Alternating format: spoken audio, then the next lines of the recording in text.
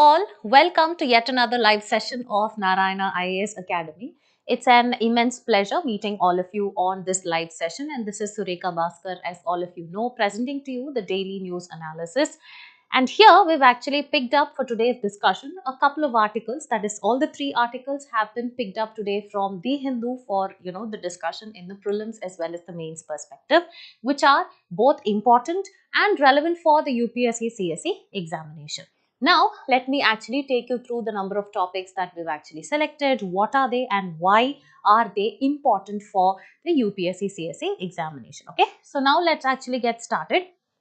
The first topic that we've actually picked up today is very important, and it is a topic that is spotlighting the work of economics Nobel winners. So in this particular article, as the title suggests, we will be discussing about the recently, awarded Nobel Prize for economics and what was the area of work that this particular Nobel Prize was awarded to. So, since these awards are very important, especially the Nobel Prizes and the concepts behind that, whether it is physics, a couple of days back we had actually discussed about the Nobel Prize for physiology, right? That is medicine, where there was discovery of the microRNA. So understanding the concept becomes very important because it can be a potential question in your prelims or the mains examination. Okay. So the first topic is spotlighting the work of the economics Nobel winners. This has been picked up from page number 8 of The Hindu, and here we'll be discussing about what are the areas. That is, the area was nothing but differences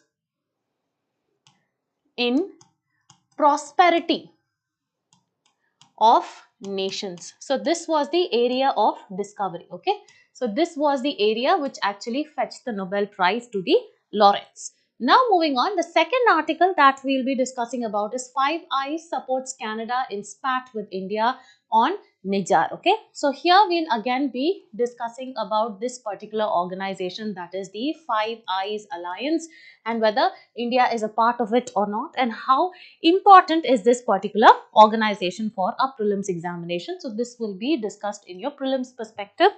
And moving forward, next article is Center increases MSP for wheat. MSP actually stands for minimum support price. Okay, so here we'll be discussing about what is the concept of MSP, why is it required, is it actually helping the farmers to be protective of their income, are they assured of income, and also why the government actually gives it, how is it fixed, what are the criteria, which is the nodal agency which actually deals with it, and also how is this particular MSP different from the fair and remunerative price, that is the FRP, which is actually given in case of sugarcane. So this is what we'll be discussing over here.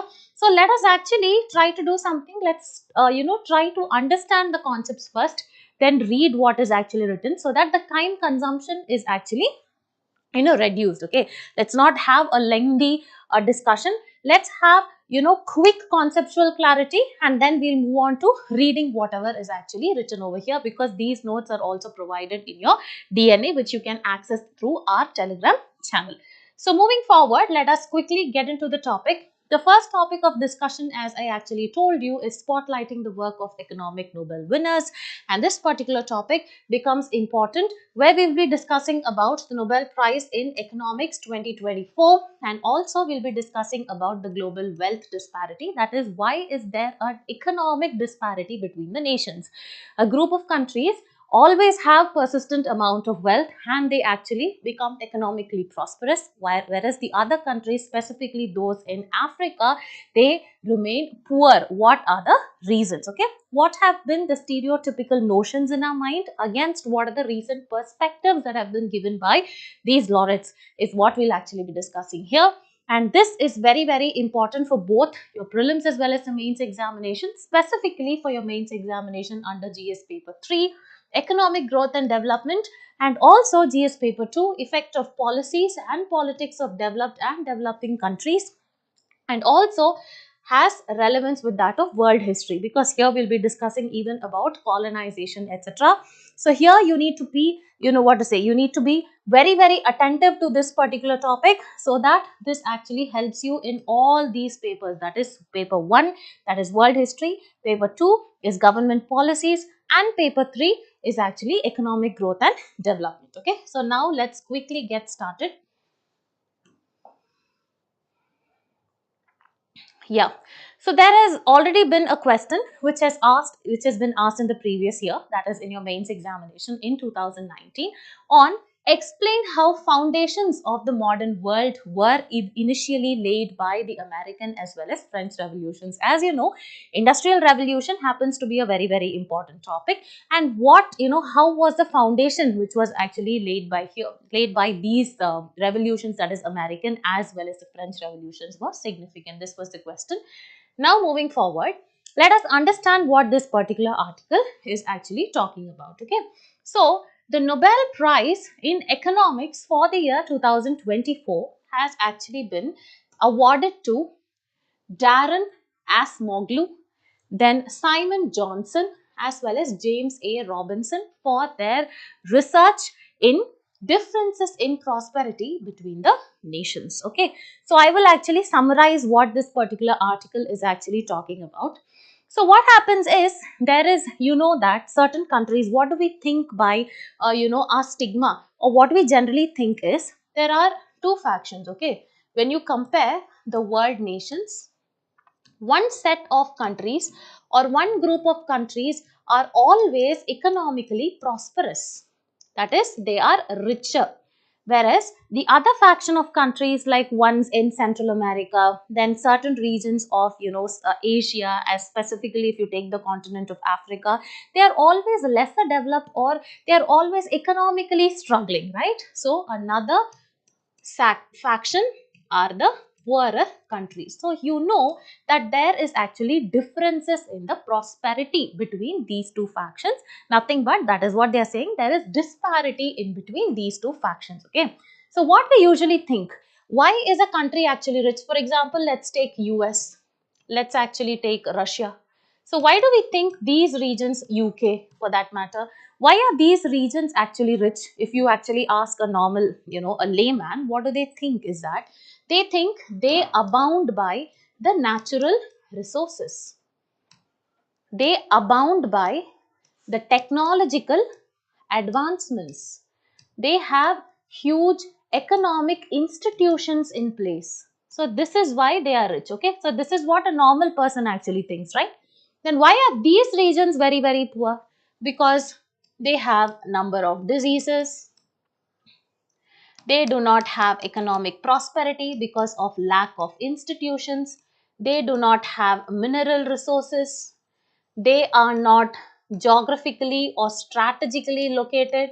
So these are all the general reasons that we actually say. But what was the research, or what did these laureates actually talk about? This is they entirely gave beautifully different perspectives on the reasons between disparity between these two regions. So what can be the reasons that they had given? The first reason they gave about the economic disparity between the region was nothing but the origin of colonization. Okay, so what happened is, when these regions, that is when you take places like Mexico, when you take places like North America, etc., when these were colonized, and including Africa, when these were colonized by the Britishers towards in the 16th or 17th century by different colonizations, what happened is there were establishment of institutions. Okay, so what are these institutions? So there were two kinds of institutions.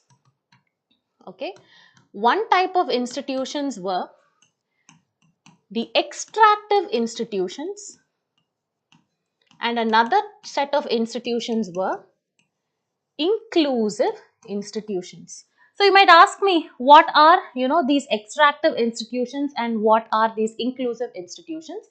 Extractive institutions were actually established in areas which were called as the high settler mortality areas. Okay, what were these areas?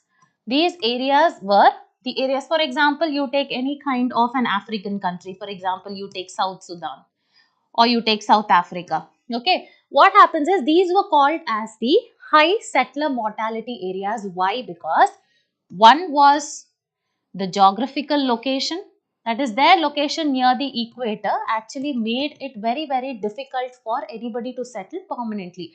So what did colonizers think is that whatever, if the place, for example, if Sudan is actually has abound or a lot of natural resources, let's actually extract it, let's take it back to our place and let us actually focus on our development using these mineral resources. Okay, so that is why they never planned of settling here permanently, because of the geographical location. So because of geographical location, what happened? The temperatures were not favorable, there were high diseases that were there.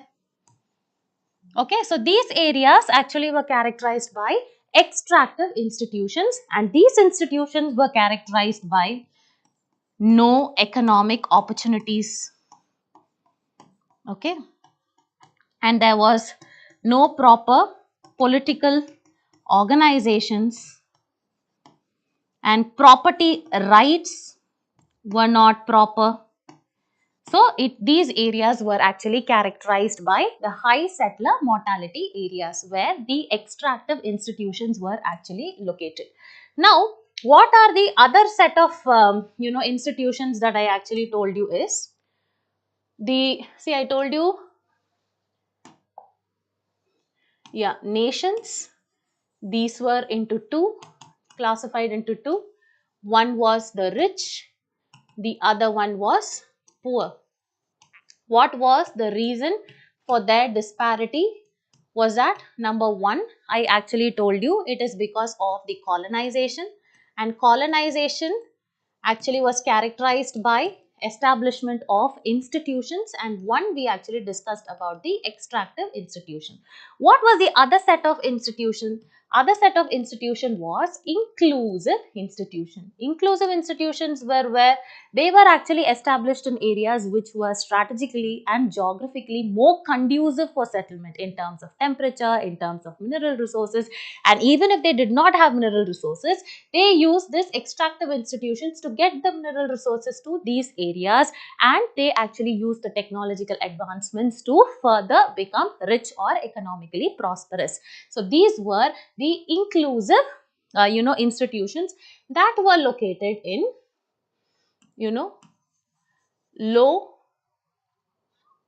mortality settler regions. So this was the first reason that was actually given by these Nobel laureates, for which they have actually been awarded the Nobel Prize in economics. The first reason they told was the reason for this disparity was the type of institutions that were established during this period of colonization. So what is the second reason they said? The second reason they said was reversal of fortune phenomena. These are very important for your economics paper, whether it is for your optional or your general science. You need to know all these things, because this is what the specific area for which the Nobel Prize was given. Okay, it's not given without any reason. So what are the perspectives given by them? So first is the type of institutions that was established by colonization. The second one is reversal of fortune phenomena. So what do you mean by this? Earlier, during the colonization, there were certain areas. For example, if you take the Mexico or the Central American region, they were extremely wealthy regions, because these are the places where you had the Inca as well as the Aztec empires that were actually established. Okay, and then what happened? Certain regions of North America, they were comparatively very poor, and after this colonization, what happens? This was the period where the industrial revolution had actually taken place. So when the industrial revolution had taken place, how it actually increased this disparity? Because The extractive institutions were located over here because the settlers did not find it very conducive for living. And North America, they actually found that this was conducive and we can establish a permanent settlement there. So inclusive institutions were set up here, and this was complemented by this particular industrial revolution. So what happened? They extracted all the resources from Mexico and these areas, brought it to this North American region, used technological advancements, science and technology, etc., and they developed, and thus they became rich. And now what happens? The Central American region is poorer compared to that of the North American region. Okay, so this is one of such examples. So here it is the second reason they gave was it is reversal of fortune phenomenon. Okay, then the next one,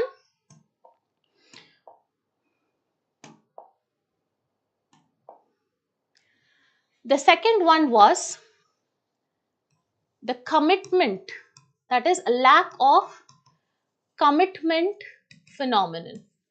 Okay, so what do you mean by this is they did not want to give away their power. Okay, so that is the colonizers, when they actually established control on these extractive institutions, even after the colonization was over, what happened? The power was actually focused on, very few hands. Okay, so they did not want to give away the elitist position they held. Also, these areas actually had lack of trust. There was always tussle for this power. Okay, and they never focused on reforms.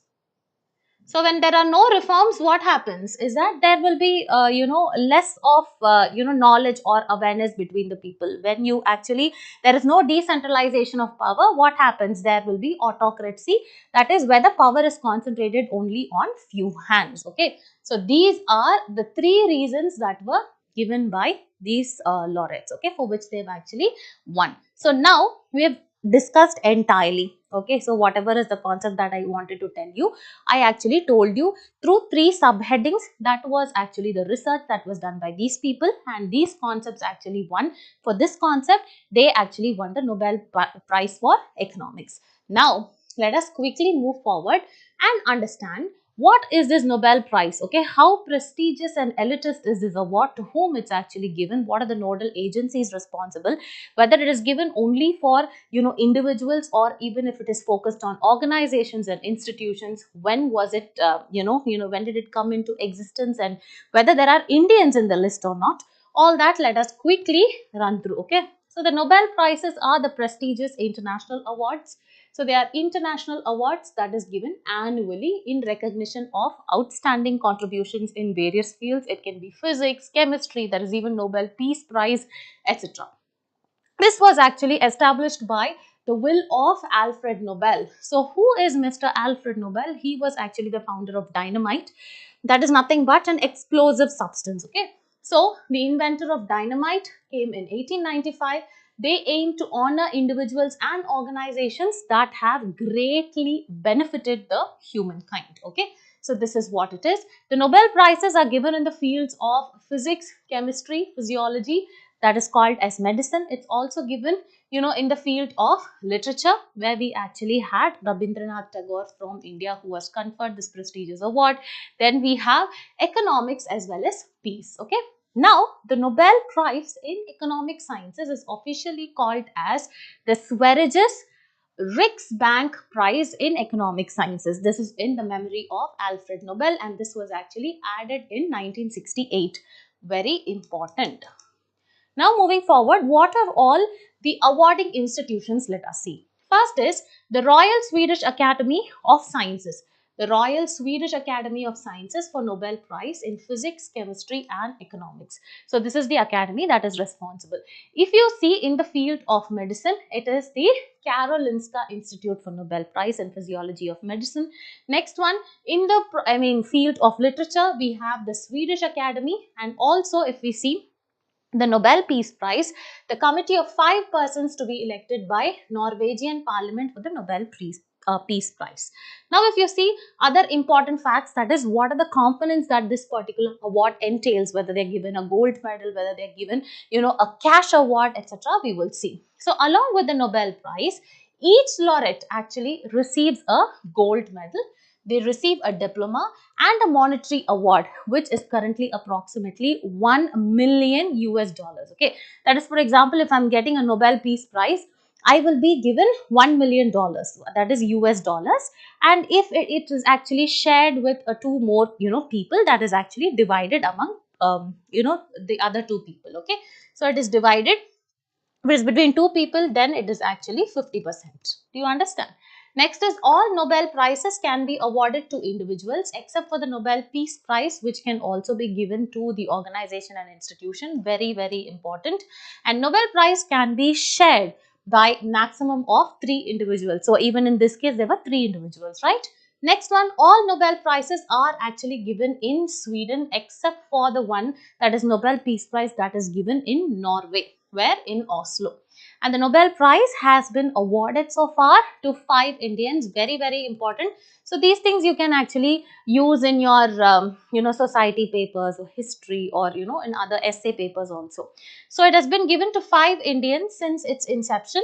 That is Rabindranath Tagore for literature. We have Sir C.V. Raman for physics. We have Mother Teresa in peace, and Amartya Sen in economic sciences, and finally Kailash Satyarthi for the field of peace. Okay, so this is what is the Nobel Prize all about. Now moving forward.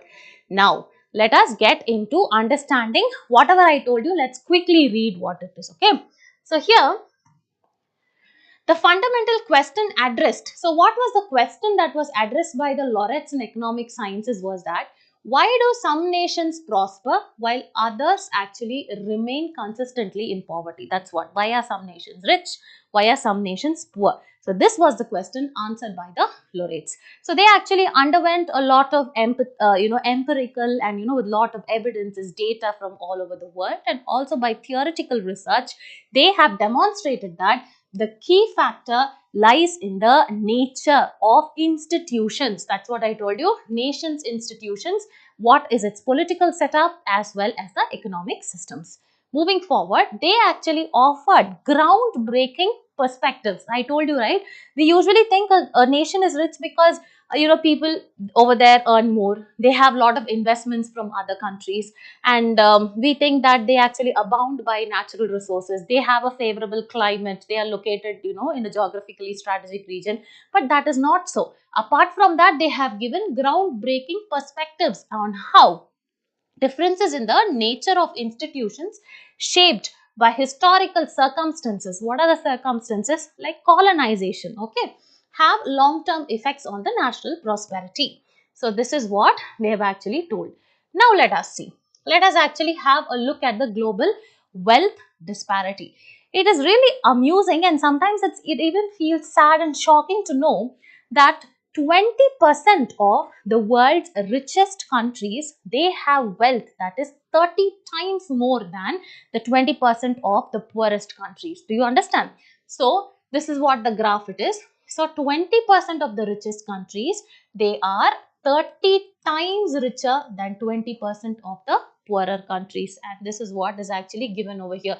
So look at the slice of the pie they actually share. This is it. Whereas here you have the pie which is actually belonging to the richest countries. So if you see here, this is what is written in words over here. So the richest, that is the richest 20% of the world countries are now around 30 times richer than the poorest countries. And there also, if you see, the poorest 50% of the global population, it's very sad that they actually have only 8% of the total income. Whereas if you see, 10% of the global population from the richest earn over 50% of the total income. So I hope you understood this. Now you see, the global economic disparity is very, very vast, and this is, further compounded by other inequalities in the field of health, because of there is, outbreak of diseases. There is no proper supply of vaccines. Specifically, if you see during the, COVID period, or, outbreak of HIV, dengue, chikungunya, all those things, okay? And also, income gap between the richest and the poorest countries is persistent. Although, see, although the poorer countries have become comparatively richer, okay, but they are nowhere comparative to the richest or the richer countries, that is specifically the West, because of the globalization as well as technological advancements. That is, you can't say that South Africa does not have any kind of technological advancements at all. You can't say that it was not open to globalization at all. You know, they have been open to globalization, yet they were not able to be as rich as the Western world. So that is what it's actually been spoken over here. Now moving forward, that's what I told you. I told you three reasons, right? One reason is the colonial origins framework. So here they are saying that this, the colonial origin, that is colonization, where Britishers or the Spanish and the Portuguese, French, that is what is called as colonization, like how the Britishers came to India. Okay, so the researchers argue that the primary driver of the current global disparity, why there is more global disparity today, is the different type of institutions that were established. Okay, so they demonstrated that European colonizers, they actually fundamentally established different kind of institutions based on the local conditions. Didn't I tell you? Local conditions what? Depending on the climate, whether we can settle here or not, depending upon the mineral resources, depending upon the risk of diseases in that place. Okay, all that, based on that, they actually established the institutions. So what are these institutions? If you see this particular diagram, you can actually be very clear.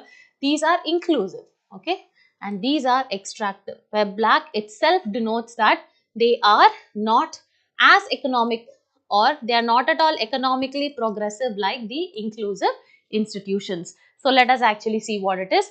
First one, what are the institutions? First one is in areas with high settler mortality. The colonizers could not settle here permanently. Here always have in mind some African country. So here they could not settle because their location was very close to the equator, geographical conditions, climatic conditions, etc., where they established extractive institutions where their primary focus was just to exploit your mineral resources, nothing else. Okay, then power was concentrated in a small group of elite people. The property rights were very weak, economic opportunities were very limited, and examples include Africa, South America, and parts of Asia. So this is where the extractive institutions were actually there. Then the next one you have is the reversal of fortune phenomena. Just a second. Yeah, so in areas of low settler mortality, and there were also areas of high settler mortality. So this has been missed here. I would however say that there was area of high settler mortality as well. So that is where everything opposite, where they actually had a permanent settlement. They actually had, you know, yeah, this is where there was actually permanent settlements. Yeah, I think there was a little confusion here. Actually, there were two areas, right? Areas of high settler mortality is where the conditions are not conducive for your settlement. Next one, areas with low settler mortality, where colonizers can establish permanent settlements. There were inclusive institutions that were there, and the property rights were protected. Political power was actually more democratic, and it was properly distributed. Economic opportunities were actually available, and these examples include the United States, and you had countries like Canada, Australia, New Zealand, etc. Now moving forward, the second reason that they had actually given is reversal of fortune. I told you, right? Pre-colonial versus the current wealth. That's what they say. Areas that were relatively wealthy before the colonization, example like the Mexican region where there were Aztec as well as the Incas empire, so that was actually richer comparatively. Okay,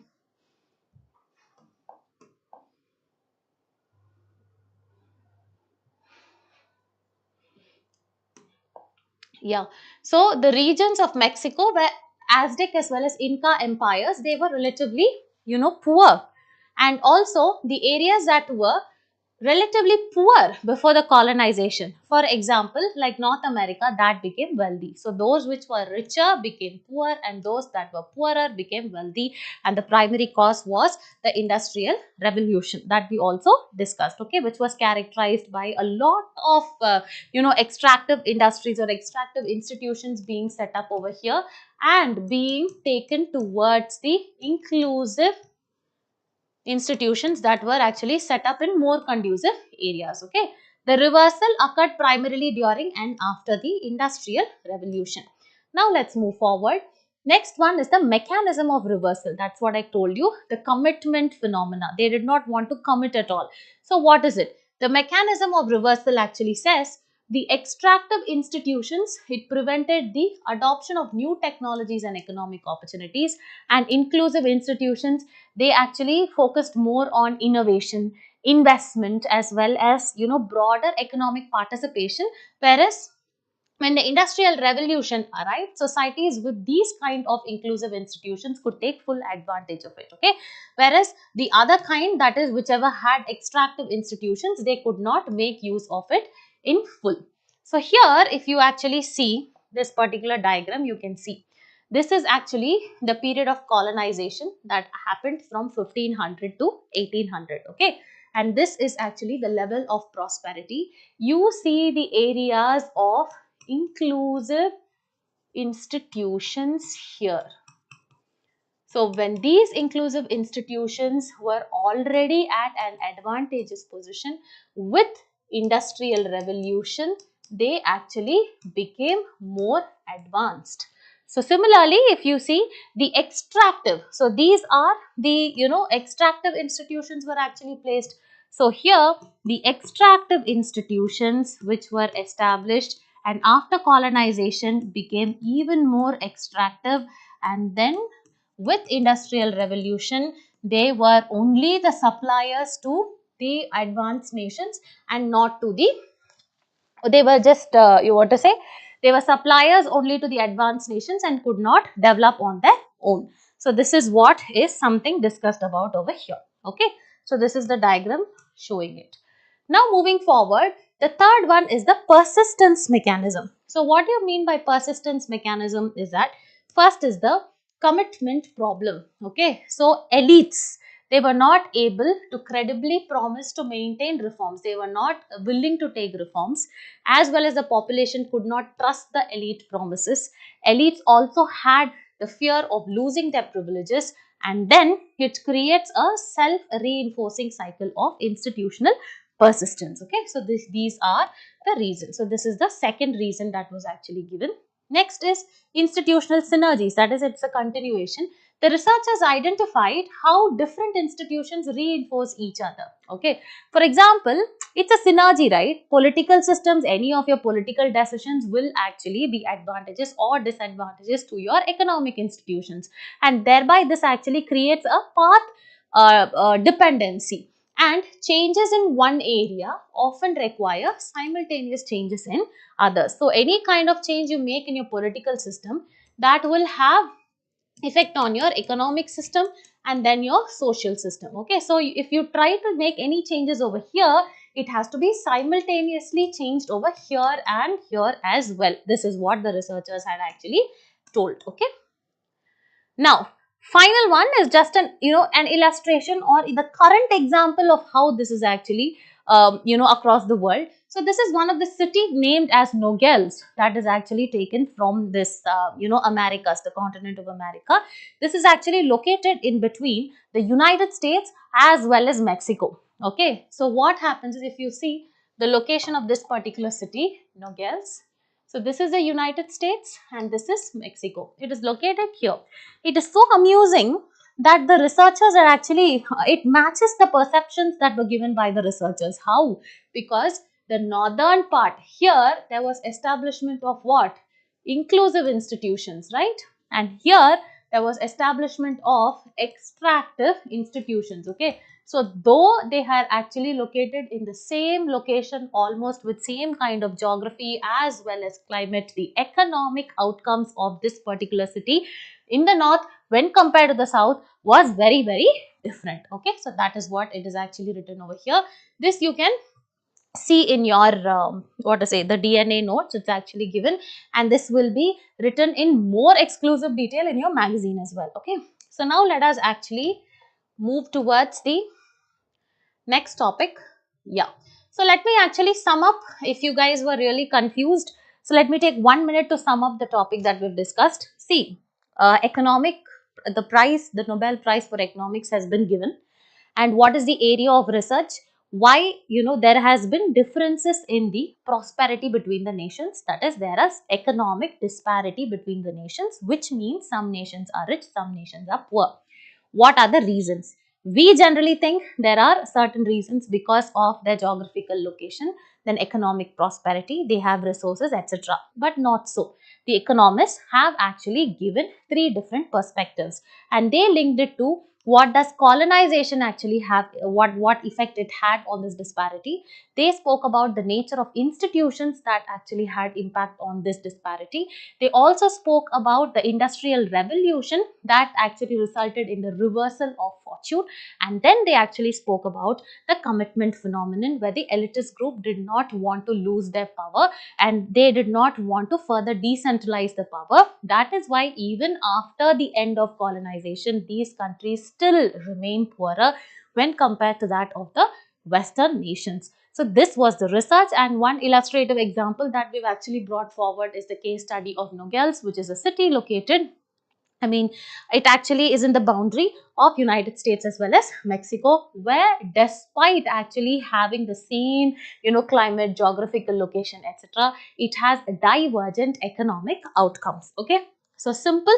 Now let us actually move towards the next important topic, that is 5I supports Canada in spat with India on Nijar. So here as well, I'll actually tell you what we'll be discussing here. We'll be discussing about this organization of 5I Alliance, which is important as a part of international organizations.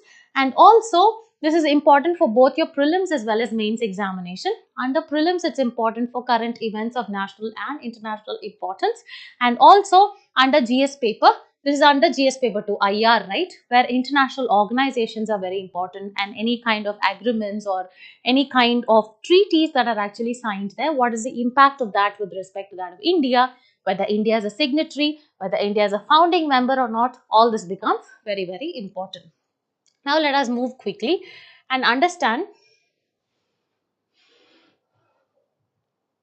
Yeah, there has been a previous year question in the year 2018 in the prelims examination with respect to Global Alliance for Climate Smart Agriculture. So these kind of organizations become very, very important, and whether any kind of decisions taken by this organization is binding on the member countries or not, all these becomes very important. Okay, so these kind of organizations that are in news becomes important for both your prelims as well as mains. Now let us understand what is the article talking about. Canada's partners in the Five Eyes Intelligence Alliance. So first of all, this is an intelligence agency. Five Eye Alliance is an intelligence agency. There are membership of 5 countries. That's why it is called the Five Eye Alliance. What are they? One is actually US, next is actually Canada, next one is UK, next one is Australia, followed by New Zealand. So these are the Five Eyes. Okay, so these are the intelligence alliance. So Canada's partners of the Five Eye Alliance, that is the US, the UK, as well as Australia, have backed Ottawa's investigation, that is Canada's capital investigation about an alleged link between the Indian government and the killing of a pro-Khalistan separatist Hardeep Singh Nijjar. So let me tell you, see, this is very complex to understand. Let me tell you the backdrop. Okay, what happened is that there was a diplomatic standoff between India and Canada. What to say, a tussle, a misunderstanding, because the ambassadors of Canada were sent away from here, ambassadors of India were sent back from Canada. So there was a tussle with respect to that of the killing of Hardeep Singh Nijjar. Okay, so who is this person, Hardeep Singh Nijjar? So he is a Khalistan separatist. Okay, Khalistan separatist. Now you might ask me, what is this Khalistan? Okay, so Khalistan is nothing but what happened is the Sikh community, that is SIKH, the Sikh community actually wanted to establish a sovereign land for them, okay, in India or in this region that actually constitutes the current day Punjab, certain areas of Himachal Pradesh, Haryana, Rajasthan, etc. This sovereign land was supposed to be called as Khalistan. So there was huge protest over here pre-independence as well, okay, and during after independence it actually gained more traction and it became more intense, and finally it was silenced by the Indian government by Operation Blue Star in 1984 as well as Operation Black Thunder 1986. Okay, so they wanted a separate region for themselves in the western part of India. So that was called as the Khalistan movement. However, it is actually suppressed in India. What happens? Sikh community, more in population, they are actually in countries like US, Canada, etc. Right? So from Canada, what happens is majority of Sikh population actually had an uprising, and there was a recent killing of a Khalistan separatist, that is Hardeep Singh Nijjar, where Canada has actually alleged or it has actually blamed India's involvement in his killing. So that is what is the news talking about. So what happens here, the investigation is actually started by this Five Eyes intelligence agency, where they are trying to find out whether India's involvement was there or not. So now let us quickly understand what it is. So Hardeep Singh Nijjar he was a Khalistan separatist. He was shot and killed in Canada's British Columbia in 2023. So Canadian Prime Minister Mr. Justin Trudeau, he alleged India's involvement in his killing, leading to a diplomatic dispute between India and Canada. And in September 2023, Canada's charge about India's involvement was backed by this particular intelligence agency, that is Five Eyes Intelligence Alliance. Now moving forward, let us see what is this Five Eye Alliance. It is a collaborative intelligence sharing framework. Okay, so this constitutes 5 English-speaking nations. As I told you, how to remember: 2 countries from the West, that is US as well as Canada; 2 countries from the East, that is Australia plus New Zealand; and then you have UK. So this was the intelligence sharing composition. Okay, so it has US, UK, Canada, Australia and New Zealand. And what was the objective is to enhance the cooperation in signal intelligence. Okay, so signals intelligence, this is nothing but it is deciphering the electronic communications, that is tracing the calls as well as tracing the emails and any other kind of electronic data that would have been involved in the assassination. So this is what it is. It was established after World War II, because USSR was actually rising in power. Okay, so that is why what happened is that there was the UK-USA agreement, that is the UK-US agreement that was signed in 1946 in order to suppress the rising power of USSR. Okay, and that agreement actually established this particular Five Eyes Alliance. So this is what it is. Now moving forward, that is what I told you, the UK-US Agreement of 1946 is an agreement of cooperation between UK and US after World War II. The surveillance programs by the Five Eyes include PRISM, Tempora, Muscular, etc. Sometimes you can be asked, questions on this as well. Like for example, Echelon recently, were mentioned in the news, is relevant to which of the following organizations? Okay, it can be asked. Okay, now the intelligence sharing agreements has actually expanded beyond the Five Eyes, okay, to 9 Eyes as well as 14 Eyes. How do you remember 9 Eyes? Apart from the English speaking countries, that is 2 towards the west, 2 towards the east, 1 UK in between, you had the Five Eyes Alliance plus 4. 4 actually includes DFN square. This is nothing but Denmark, France, Netherlands as well as Norway. And also 9 plus you have few more countries that actually become the 14 Eyes, okay, where you have Germany, Belgium, then we have Italy, Spain, Sweden, etc. So these are some things that you need to memorize, okay. Whether India is a part of Five Eye Alliance or not, if the question comes, then you need to know What should be the answer? It is not a part of it. Now about the Five Eye Alliance, you can actually see these are the countries. Added with these four becomes 9 eyes, and added with these countries, it actually becomes the 14 eyes. Okay. Now moving forward, it's even more important to know what are the premier intelligence agencies across the world. Specifically for India, it is actually RAW, right? Research and Analysis Wing. So similarly for other countries, what it is? Let us see. So with respect to India, it is Research and Analysis Wing. Then you have United States Central Intelligence Agency. United Kingdom is Military Intelligence Section 6, that is MI6. Then Russia has Federal Security Services. Israel has an intelligence unit called Mossad. And similarly, Federal Intelligence Service, this is actually Germany. Then Ministry of State Security, China. Inter-Services Intelligence, that is by Pakistan. You have ASIO by Australia and CSIS by Canada, as well as SIS by New Zealand. That is the New Zealand Security Intelligence Service. So with this, we are actually completing this particular article of Five Eye Alliance. Now moving forward, the last topic of discussion today. This topic actually talks about MSP, right? So here, center increases MSP for wheat, 5 other rabi crops. Very, very important. First of all, you need to know what are rabi crops, kharif crops, as well as the zaid crops. Okay, kharifs, summer crops. Then the rabi crops actually are the winter ones, and then you have to know what are the zaid crops, what are the conducive conditions for their growth, etc. What's the soil, temperature, then moisture, rainfall. All this is important for your examination. Okay, and the areas in which they grow, specifically in India. That is very important. So here this news article actually says center has increased MSP for wheat and 5 other rabi crops. So what is actually MSP? MSP is nothing but a support, minimum support price, that is actually given by the government to the farmers. For example, I am a farmer. I am producing few quintals of wheat. Okay. So that can be, what to say, sometimes there can be more demand, there can be volatility also because of global reasons, etc. During recession, etc. there can be changes in the price, right? So I should not incur a loss. So what happens when the government is buying stock from me? It gives me some MSP. Do you understand? So that is called as a minimum support price in order to protect the farmer from any kind of market as well as price volatility. So this is called as MSP.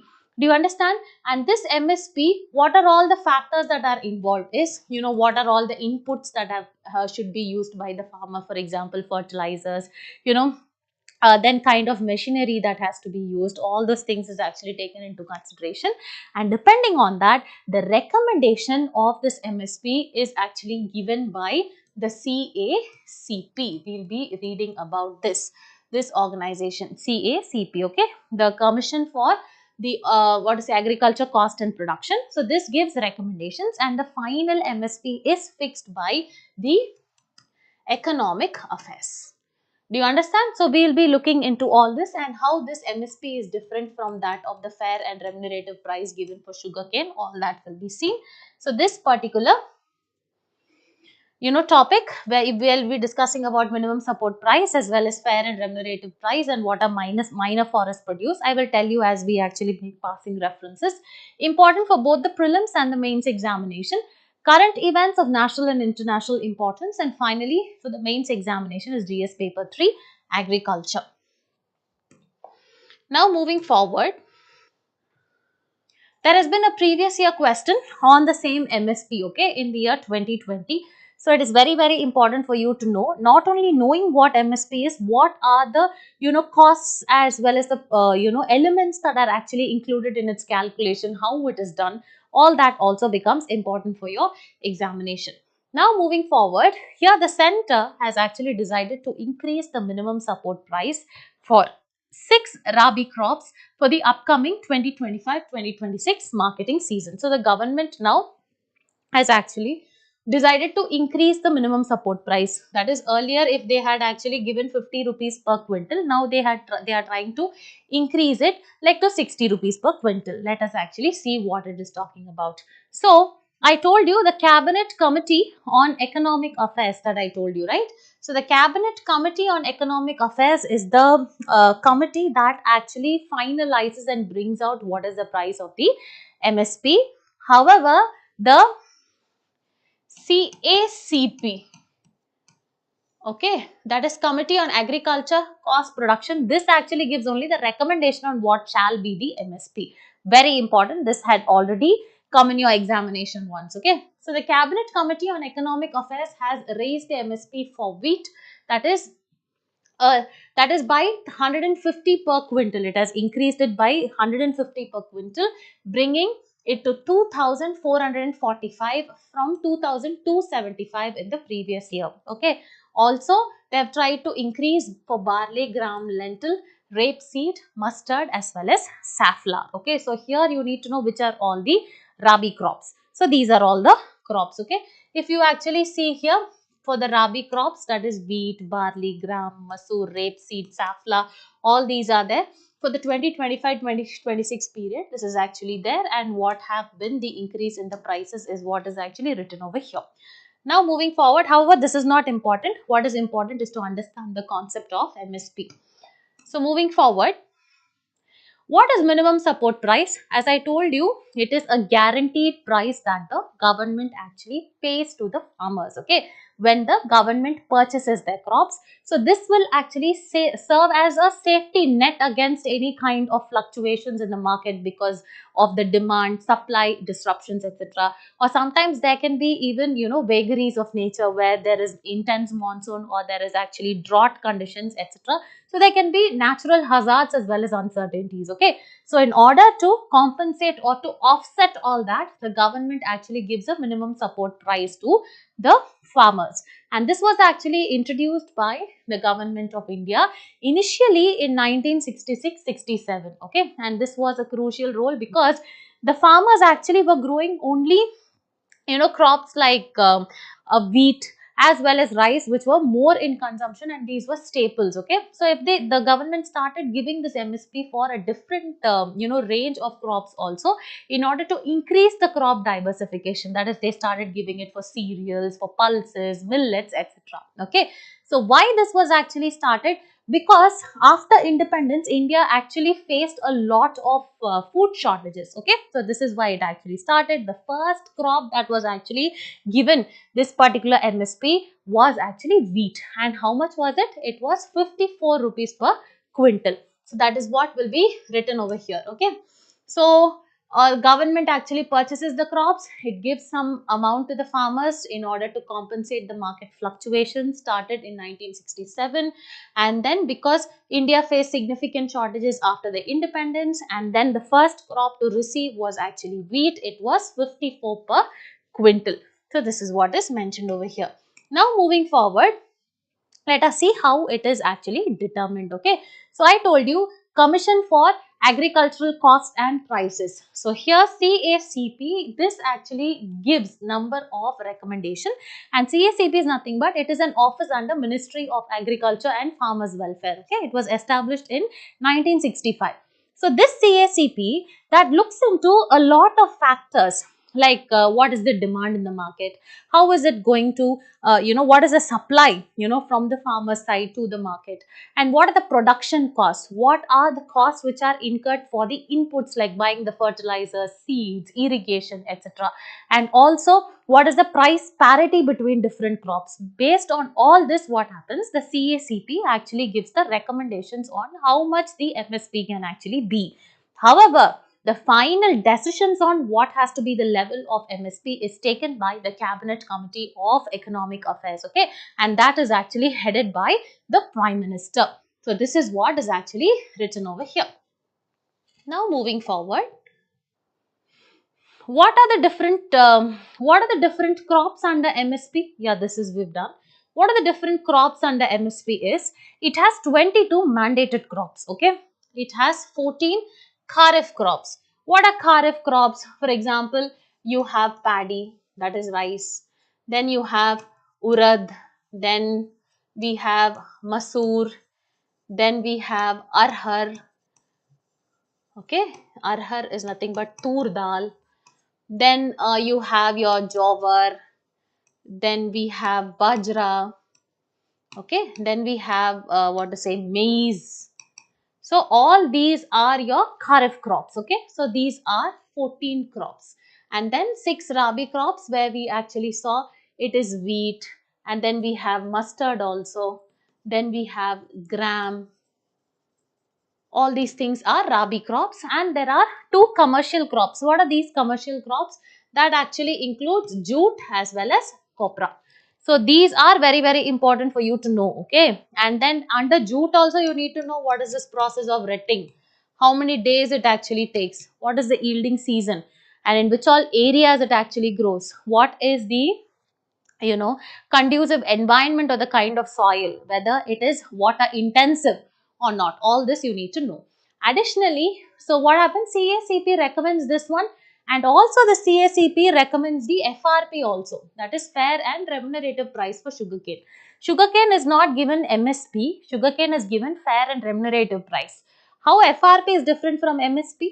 FRP is nothing but it is the amount that the mill owner, sugar mill owner has to give to the farmer in order to get the sugar canes, okay. So this is actually fixed by this, it is recommended by CACP, fixed by this Cabinet Committee on Economic Affairs, and that amount has to be given by the mill owner to the farmer. And how will they actually fix it? Depending upon how much sugar does that particular cane produce from the sugar cane. Okay, so this is what it is. And additionally, the Ministry of Tribal Affairs has introduced a scheme to fix MSP for minor forest produce. Okay, so what do you mean by minor forest produce? These forest products or the produces, like you have wax, we have honey, bamboo, etc. Basically, minor forest produce is nothing but all forest produce leaving timber. All that is minor forest produce. Okay, so what happens is the Ministry of Tribal Affairs has introduced a scheme in order to fix similar MSP for MFPs also, so that it actually helps the tribal area people, which actually serves as their livelihood for them, right? And here the TriFed, that is Tribal Cooperative Marketing Development Federation of India, TriFed is the nodal agency which is responsible for implementing this particular scheme. Okay, done. Now, final thing is, how is MSP calculated? You may say, I already told you, right? First is A2 costs. What do you mean by A2 costs? These actually include all the expenses that are paid by the farmer for the inputs. Inputs are what? What is the chemical he uses, how much fertilizer he uses, whether he has hired labor or not, okay? Whether what kind of seeds, whether it is climate resilient, that means it will be costly, etc.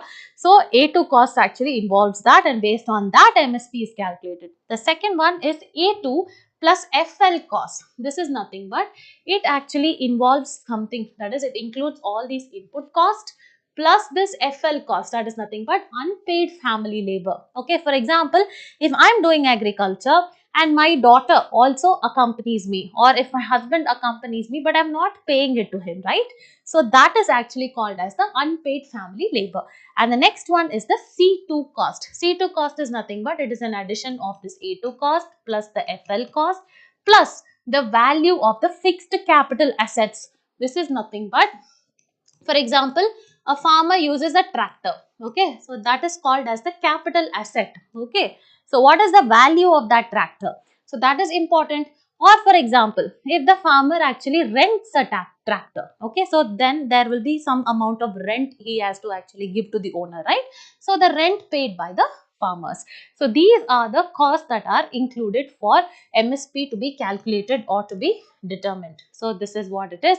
Now we've actually discussed three very beautiful topics for today. Now let us quickly solve the prelims as well as mains practice question. Which among the following countries is not a part of the Five Eye Alliance? You know which are all the part of it, right? We know US, we know Canada, we know Australia. So 1 and 3 are not a part of Five Eye Alliance. Okay, don't confuse. 9 alliance mein you have France as well. So here 1 and 2 are actually, 1 and 3 are not a part of it. So the answer is B. Now moving forward, the second question reads, FRP of sugarcane is approved by. It is fixed, It is approved by the Cabinet Committee on Economic Affairs. So here the option is A. So you know, right? The recommendations are given by CSEP, but the final decision, the final fixing of the MSP is done by CCEA. Okay. Now moving forward, the mains practice question: why do some nations prosper while some are actually mired in poverty? Discuss the prominent evidence supporting this in the context of the Nobel Prize in Economics. Can be. This question can definitely come in your upcoming mains examination or the prelims examination, or it can even be a good discussion if you guys qualify for the interview. Okay. So now moving forward, let us actually see. The approach for this question is always, as I told you, broken into three: introduction, body, conclusion. In the introduction, here we'll start by saying the nation's prosperity is largely determined by the quality of their institutions. Okay, how is the political and the economic systems and how they have been established during the historical events like, colonization, as highlighted by the 2024 Nobel Prize in Economic laureates. The next one, body, it talks about the institutional differences. Okay, what kind of inclusive institutions and extractive institutions were actually set up by these colonizers and how it actually influenced the disparity. Moving forward, we'll talk about the reversal of fortune, that is before colonization, whichever areas were richer, they became poor. For example, the Inca as well as the Aztec civilizations or the empire in the Central American region, whereas North America, which was poorer, then became rich. So that was called reversal of fortune. Then we can actually give the case study of Nogales, which is a city located in between America as well as Mexico. Okay. And finally, in conclusion, we need to talk about, in summary, that is overall, institution quality and historical context. This significantly influence a nation's economic trajectory. Okay, explaining the disparities in wealth and development across the globe. So that is all for today. We've actually discussed three most important and interesting topics, predominantly from your economics perspective. I hope this was a very engaging session for all of you guys, and we'll actually meet soon.